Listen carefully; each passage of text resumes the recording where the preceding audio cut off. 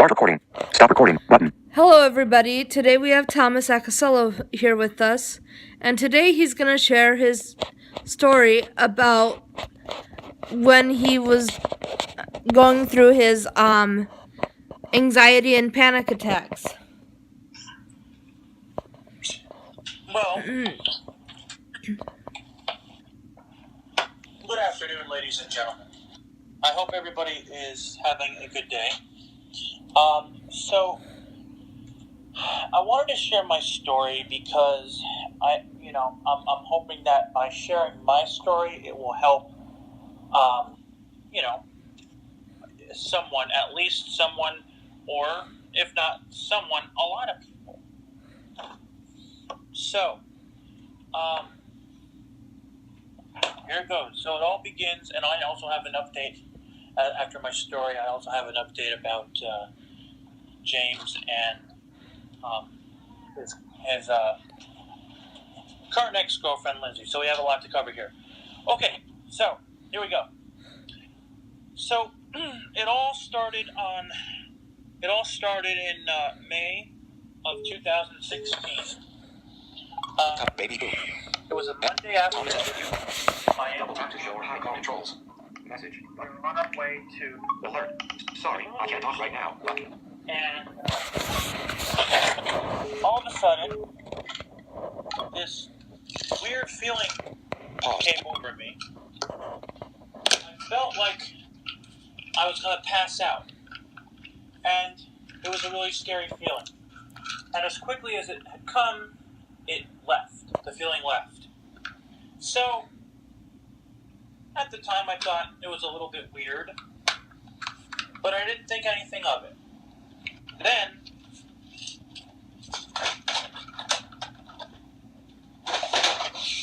let's fast forward to September of 2016. I was in the mall with my aide at the time, and we were on our way to the Apple store in the mall. And we were going to take the escalator upstairs to the Apple store. And I have a fear of escalators. So I'm like, I don't want to take the escalator. So we took the elevator. All right, no big deal. Well, we got to the Apple store.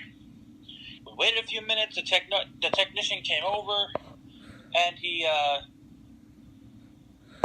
we started doing our thing, and all of a sudden, the same feeling came over me. My face got hot, my heart started speeding up, and I felt like I was going to pass out. And it was, again, just as scary as the first time. And it passed right away. So again, I thought, this is odd. But again, thought nothing of it. 1-2 now. New from Thomas Acocella, May 20th, 2019. Attachment. Thanksgiving Day, we were on our way. That year, my dad went to Texas to go visit my brother in Austin, Texas, because he was living in Austin at the time. So my dad was in Texas that year for Thanksgiving. So I stayed with my aunt and uncle that week. We were in the car on our way to my cousin Ryan's house for Thanksgiving, and I was just really feeling uncomfortable. I felt like I was going to have a panic attack, but luckily I didn't. Well, when I got there, I had to go into my cousin's bathroom because I knew a panic attack was coming on. So I had a panic attack in my cousin's bathroom. Now, when I had these panic attacks, there were no signs because, I wasn't, going nuts. I wasn't going crazy. I wasn't flailing around. I wouldn't do anything when I had these panic attacks. I would just sit there and ride it out.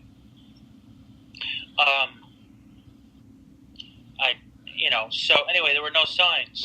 So nobody knew I was having a panic attack. So I come out of the bathroom, and my aunt, I don't know why she asked me this question, but after a few minutes, I collected myself and I came out of the bathroom, and my aunt said to me, "Do you feel like you're going to pass out?" And I don't know. I don't know why she asked me that, but Anyway, she asked me that, and I said no. And I went and I sat on the couch, my cousin's couch, and after a while, I was fine. Well, in December, these panic attacks, the anxiety, my negative thoughts and my worrying thoughts, I was just worrying about nothing. I was worrying about things that may never happen in the future. So it was December of 2016. The panic attacks were getting daily. It was to the point where I didn't even want to go out of the house. I was losing sleep. It was just a terrible time. I felt like I was never going to be happy again. One thing y'all should know about anxiety is Messages that now. it will +1 try to 701 control 550 5057. Okay, my friend. Thank you. and your mind will, your anxiety will try to control you, and your mind will try to control you. So anyway, the panic attacks were just getting worse and worse and worse, and they got to the point where I had to tell my family what was going on because it was getting too bad. Well, on December 27th, 2016, which was a Tuesday, I went and I got my physical, and I told my doctor about what was going on, and she said, "You have anxiety," and I was like, "Oh, so that's what's wrong with me," and it was a relief to know what was wrong with me. Fast forward to March of 2017, my dad found a really good psychiatrist by accident. He found him by accident on the internet, and we went, and I told the psychiatrist what was going on, and he prescribed me low doses of 3 different medications. Oh, and by the way, let's address the sleeping part. So, as I told you guys, I was not sleeping. So, for a little while, I was taking Advil PM. Now, my aunt is a registered nurse, and she told me that Tylenol PM can affect your kidneys.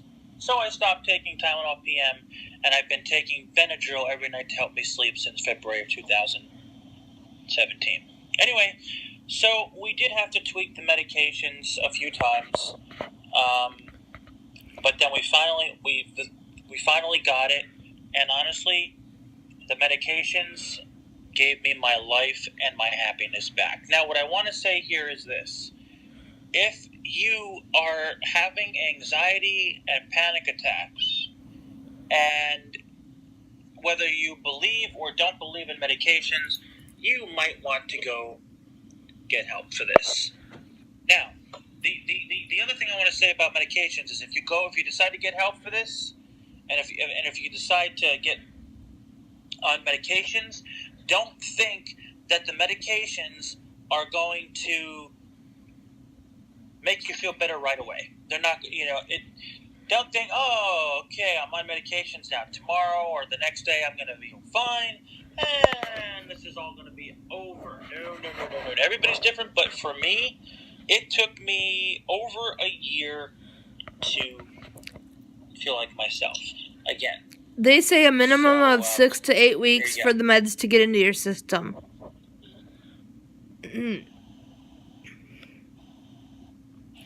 All right, so just remember that, guys, that just because you're on medications doesn't mean that you're going to feel better right away.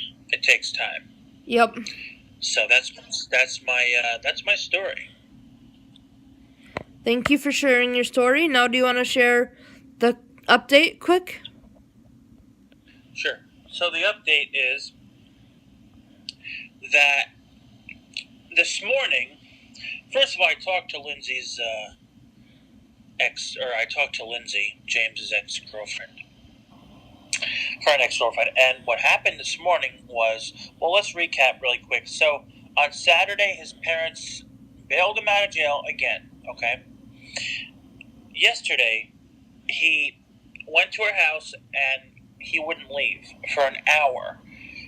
Instead of calling the police, and let's not forget, he violated his restraining order. She has a restraining order against him. He violated his restraining order. Anyway, so the neighbor got him to leave. Well, this morning, so I talked to her at 12:30 my time this afternoon. So this morning at 6:30 this morning my time, because she lives in Florida, so she's in the Same time zone? She's as me, yep. And at 6:30 this morning, my time, she woke up to him banging on her front door. She probably, well, she went.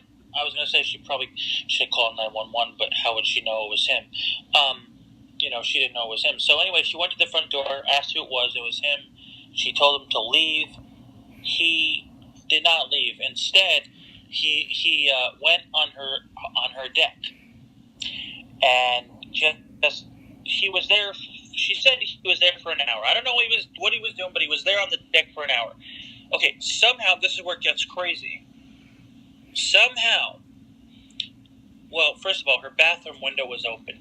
Somehow, he climbed in through her bathroom window. Then he proceeded to bang on her bedroom door after getting into the house. She, in my opinion, shouldn't have opened the door, but she did and told him to leave. As a result of her opening up the door, he beat her up pretty bad. So as a result of this, now before she opened the door, she did call 911. So as a result of the beating, of him beating her up, she did have to go to the hospital to make sure she was all right. No broken. She doesn't have any broken bones. But she got beat up pretty bad. So she, went to the hospital. She's fine. She's home now, resting. And he went back to jail. So I really hope, because his parents are enablers, I really hope that his parents, I hope they don't bail him out of jail this time. Me too. Or again, I should say. So that's the update. Well, this is kind of a long video, so would you like to recommend a few videos? Or a few channels, I should say. Sure, please check out Nikki's channel, like and subscribe to it. Also, check out Patty Mayo's channel. Check out LawnBoy8461's channel if you're into engines like me. Also, check out Molly Burke's channel. She has a guide dog named Era Gallup, and she has a guide dog named Gallup. And check out Joey Ross's channel. She has a guide dog named Arabella, and I'll let you do the rest. Please check out Thomas's channel. That's ThomasAcoccella. Please check out. Did you do Depression to Expression? Nope. Depression to Expression. That's a great YouTube channel for people with depression, anxiety, or mental illness in general. Please check out Yellow Brick Cinema. That's a great YouTube channel for music, for meditating, deep sleep, and studying. And please check out Live Accessible. That's another blindness-related channel. Do you want me to remind them of the time change, or do you want and tomorrow we will be doing the videos at 10 o'clock Connecticut time, 9 o'clock Minnesota time. At night? At night, yes. Thank you for watching. Take care and God bless.